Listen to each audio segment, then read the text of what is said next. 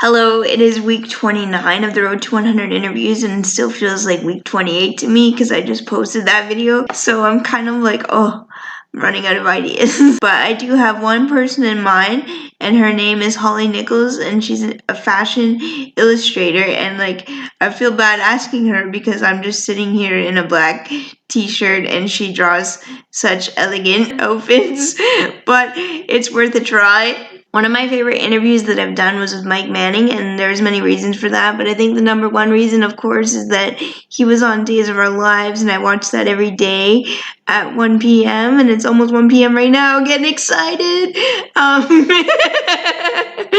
But I really like that interview with Mike, and one of his things that he said that has always stuck with me is be ready. Don't be against yourself. Be your biggest cheerleader. And really go at it with the belief that you can do it, that if you work hard, you can do it. Because I do think so. I think that if people work hard enough, eventually they will get the opportunity that they want. And it's a matter of being ready for that when it comes. I was ready for this. Good job. I think about that a lot. I am always ready. I like to go early. When I do interviews on Zoom, I'm always signed in like 10 minutes before. I have everything in place. And sometimes you really do have to be ready for the interview because I've had people message me back and be like, can you do it tomorrow? Or sometimes it can be like, can you do it months from now? Tomorrow I have an interview with Tigga and Katie from Cake for Days in Australia. And I have to do it at 6 a.m. because I'm committed to storytelling. You're probably aware of the writer strike and actor strike right now in Hollywood, and you wouldn't think that impacts me, but it does.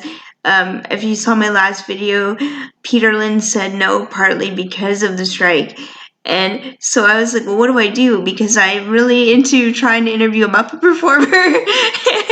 And as I've been learning about the strike, I found out that doing interviews is considered as work that actors shouldn't be doing right now, even though I'm not paying them to do it. They do it out of the kindness of their heart. So I asked Mike Manning, do you think that I should not be asking for interviews from actors right now? And he said yes, and to wait a few weeks. I found a website, and it's really silly, but it's called wheelofnames.com, and they are going to determine my other two people this week. And I even have my little Road to 100 interviews logo in the middle, which I think is super fun.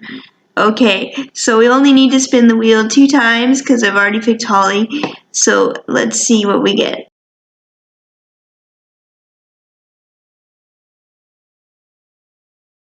I was really excited that the wheel picked art, even though I already had Holly, but there's so many different artists out there, and I wanted to try and interview Jake Parker, and you might not know that name, but you've probably heard of Inktober, and he created that, and I think that it's pretty amazing that one person created something that people all around the world could do for fun.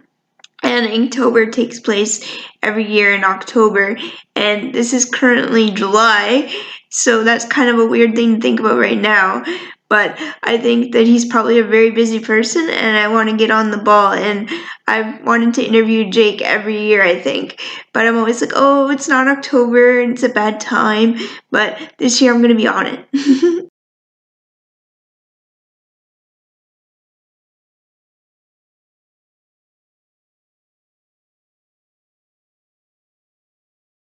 The wheel also picked someone that I met at the market, and you're probably like, what the hell? Like, you were buying tomatoes and you met someone? But probably. Before COVID, they used to bring in usually country artists, but sometimes pop artists to the Covent Garden Market, and that generally happened on Thursdays. And I was really like, oh, I don't know who to pick because I met so many people there, but I've already interviewed most of them. So I was trying to think, who can I interview? And so I chose the Washboard Union. They are one of my favorite bands, and I don't know why I haven't asked them already, but I really hope that works out.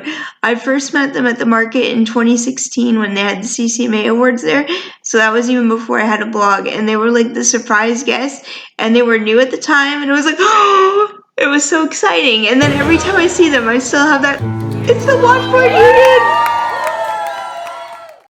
But I've learned time and time again that just because I get along well with somebody, that doesn't guarantee I will get the interview. So I just have to wait and see and hope for the best.